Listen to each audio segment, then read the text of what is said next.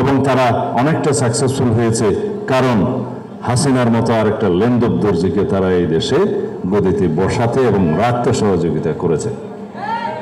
আবরার শহীদ আবরার তো সেই আধিপত্যবাদের জলাঞ্জলি হয়েছে, সেই আধিপত্যবাদের শিকারে পরিণত হয়েছে।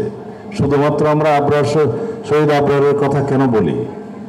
আমরা বাংলাদেশে যারা কলম নিয়ে যুদ্ধ করেছে তাদের অনেক যোদ্ধাদের কথা বলি, যারা সাংবাদিক কারাগারে নির্যাতিত হয়ে পরে মৃত্যুবরণ করেছে আমরা তাদের কথা বলি, যে সমস্ত ছাত্র যুবক ছাত্রদল সহ যারা সোশ্যাল মিডিয়াতে তাদের বক্তব্য প্রচার করতে যেয়ে তারা জীবন দিয়েছে তাদের কথা বলি। এই সব শহীদের রক্ত একই সুরে গাথা, একই সূত্রে গাথা।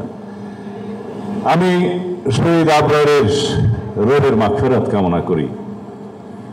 আমি নির্বাসিত জীবনে এই একটি ঘটনায় এত বেশি ব্যথিত হয়েছিলাম, চিন্তা করেছিলাম বাংলাদেশের মেধাবী ছাত্ররা যারা বাংলাদেশের স্বার্থের পক্ষে, জনগণের পক্ষে, দেশের পক্ষে কথা বলে তাদের সংখ্যা তো নেহায়েত কম নয়, কিন্তু যারা সেই দেশপ্রেম জনগণের সামনে উপস্থাপন করার জন্য সোশ্যাল মিডিয়ার আশ্রয় নিয়েছে কমসে কম, তারা জীবন দিয়ে দিলে এক আবরারের রক্ত থেকে লক্ষ আবরার জন্ম নেবে। সেদিন বুঝতে পেরেছিলাম এভাবে বাংলাদেশে হয়তো শেখ হাসিনার বিরুদ্ধে কথা বলা যেত, কোনো না কোনো ভাবে হয়তো তাকে জেলে যেতে হতো, নির্যাতিত হতে হতো, গুম হতে হতো, কিন্তু ভারতীয় আগ্রাসন এবং আধিপত্যবাদের বিরুদ্ধে কথা বললে তাকে জীবন দিতে হতো, এটা আমরা তখন বুঝেছি।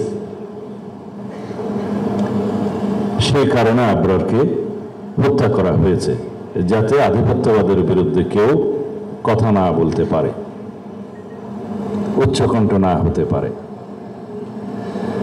আমরা